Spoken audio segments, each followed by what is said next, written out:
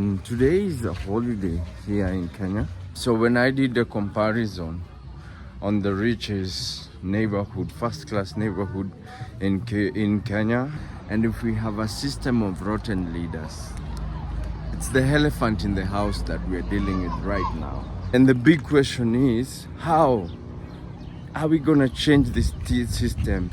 It's a recipe to disaster. Money is good, but it is only good when it's in the right hand. Hello and good morning, ladies and gentlemen. Welcome to this new episode of Victors with Victor Niad. So we're gonna take a quick walk, have a quick chat as we reminisce through certain things. So thank you very much, guys, for your continued support, and for those who have stuck by me, and those who are dropping comments, ideas. Yes, ukipoa sana. And today is a holiday here in Kenya. It's a Muslim holiday, Al something, I don't know the name of. Yeah, I know it's a holiday, it's Al something. If you know it, let us know in the comment section. I think it's an international holiday, I don't know, I'm not sure. I didn't pay attention to it. Yeah, but I wanted to take a walk, have a quick conversation with you guys, and also get your insights as well on what you guys think. So yeah, these people are looking for water, like I said. Sorry guys, copyright everywhere. Yeah, so like I said, the challenges that we are facing here in Kibera is lack or insufficient resources for our people. I'm taking a walk down to the slum as we have this conversation. I was challenged by one of my subscribers who sent me an email, and they were challenging me to think. The roads are being worked on here. This is the road down here. I think I've ever showed you guys down here the way to Kibera. But this email really got me.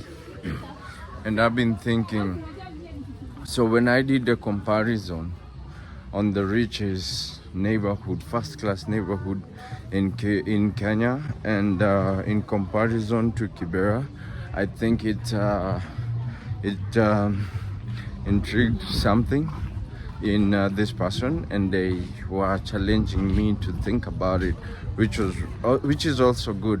I'm really glad I did this story as a person who I was born and brought up in Kibera, and I'm trying to challenge myself. And so I'm hoping that with these videos, I'm intriguing questions, and that's what's happening, and I'm very happy and grateful. So yeah, these guys are looking at me like they're intimidated. I can't be intimidated. So yeah, and so I'm very happy that it's actually spiking and intriguing people to have a conversation about the videos that I'm putting out, and I'm very grateful for the comments that we have on the comment section. I think I've been sharing. So yeah, this is the most disturbing thing. We have like a mountain of what do we call it, a mountain of dust. Yeah, so Kibera is a beautiful place. I personally have made a fortune out of Kibera. When I say fortune, for me, sufficiency is what I have, you know. Like, it doesn't have to be $10 million, but for me, what's sufficient is sufficient. Remember, I grew up here, not even having a dollar sometimes, going hungry. And I'll show you guys what I'm saying. Yeah, I've done this before. I still do it, but it's not my main hustle. So walking guests around and showing them around. That's the view of Kibera. And so it's a holiday, like I was saying. It's a holiday, and these are kids playing. And this is the railway line. I think I brought you guys here before, but I wanted to have this conversation with the view of Kibera behind me, so we can get into it and really discuss And I want to get your honest insights about this. So, Kibera is a huge place to start with. I'm gonna address this to my subscribers who's challenged me. Hi, Mambo. You're well? Good to see you. So, I was really challenged by this person to let me have a chat with this guy. Ebu come, Kiaz. You look very familiar. Where do I know you from? I was there at Alliance Francis. Oh, Alliance. Oh, I remember. Say hello. I was doing a vlog video. Yes. So you're still in school? Yes, sir. What grade? I'm in Form 1. Oh, okay. So which school? Riley Education. So what are you doing here? I've just come to see these kids. To watch them play. Yes, to watch them Okay. play. Your name? My name is Bara. Bar. Yes, Bara Kotieno. Okay. So all the best. Thank you for saying hello. Yeah. So I've worked with so many kids in the slum. So, but sometimes it's just good when they acknowledge. You give them, that the sense that you see them, you acknowledge them. But what was I saying? So now, it's the elephant in the house that we're dealing with right now. One of the things that we've been talking about is all this is happening because of poor leadership that we have in our country. But also, I'm challenged, and I was talking to some young leaders because we keep blaming leaders, but it is us who choose them. It is us who employ them. It is us who put them in office. And for how long are we going to be future leaders? And if we have a system of rotten leaders, then what makes you think that if we have 1,000 leaders that are greedy, are selfish, and are focused in making a fortune for themselves, using opportunities that are meant to be supporting their people, what makes you think bringing leader X, who is just one or two, into 1,000 rotten leaders will see a change in leadership? Let me know what you think on the comment section. But so this person had asked me, I was addressing, my subscriber had asked me, what is it that we can do to change the lives of the people? And there were 3 questions. Can we be providing consistent food? Can we be giving them monthly stipend? And the third one was, I can't remember it at the top of my head. Can we be taking their kids to school? And to the second question, it's a beautiful thing. One of the reasons I was actually burning out, and I learned from it, one of the reasons I was burning out is because, one, I wanted to save everyone. The system, for me, I've learned how the system works, and it's very different. It's very weird, but it's very different. The system works in a way that you can come, everybody will show up, they will show you that they need help, but the question is, do they really need help? People who need help are very patient with the process. They appreciate the process. They allow the process to take course.